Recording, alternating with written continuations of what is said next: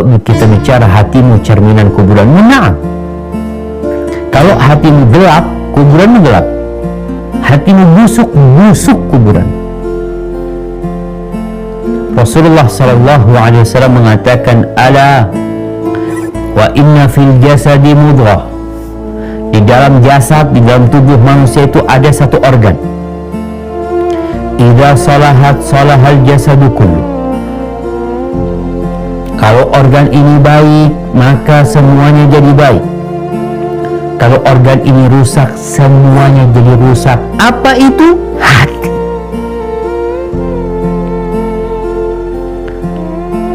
Ingat, kuburan ini awal persinggahan akhirat.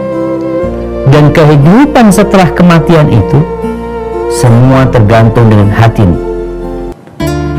Apa saja amalan-amalan yang membantu kita agar hati kita jadi selamat dan kuburan kita selamat pula.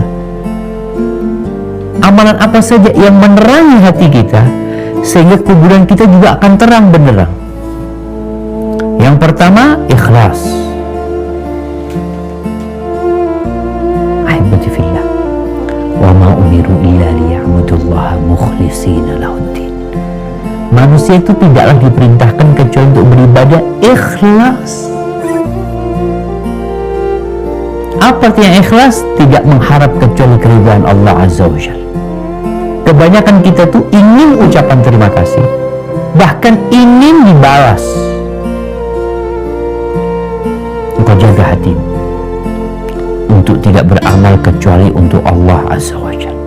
Bersih.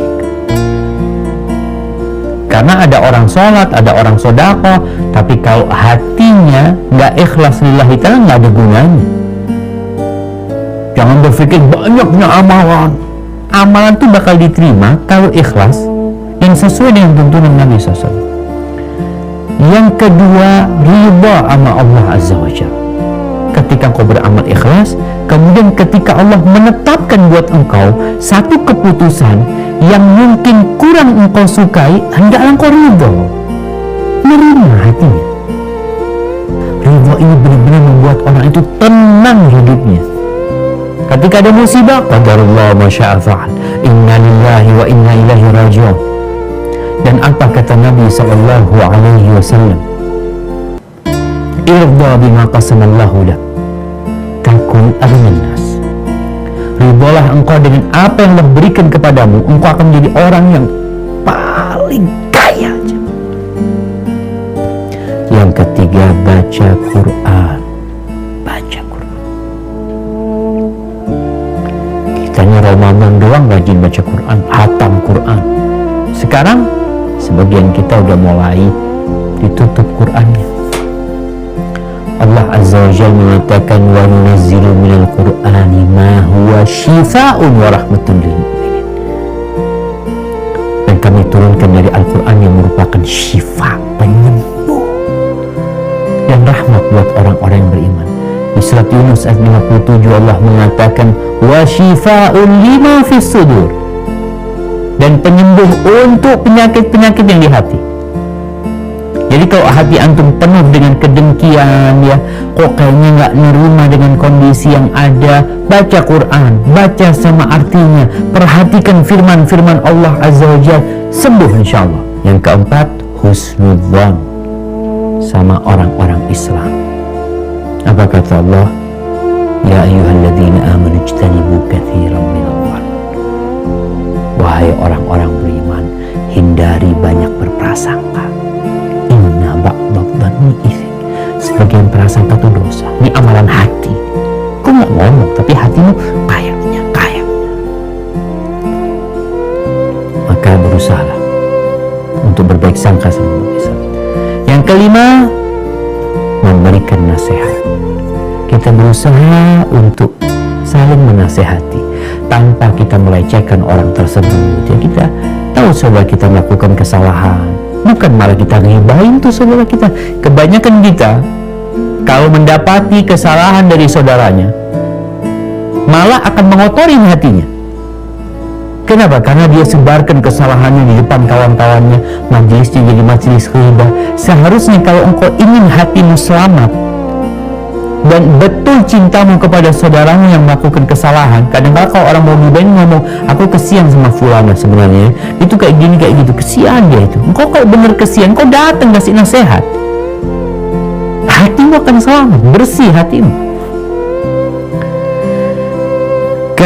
Kata Fudail bin Iyad, al-mu'min yastur wa yansa. Orang beriman itu menutupi kesalahan orang, tapi bukan berarti dia diamkan, dia kasih nasihat. Wal fajir yahtik wa yu'ayyir. Tapi orang jahat, dia singkap kesalahan saudaranya, lalu dia lecehkan saudaranya. Kemudian yang keenam, doa minta keselamatan hati. Di antara doa yang dibaca SAW, Allahumma inni as'aluka qalban saliman. Ya Allah, aku memohon kepadamu hati yang selamat.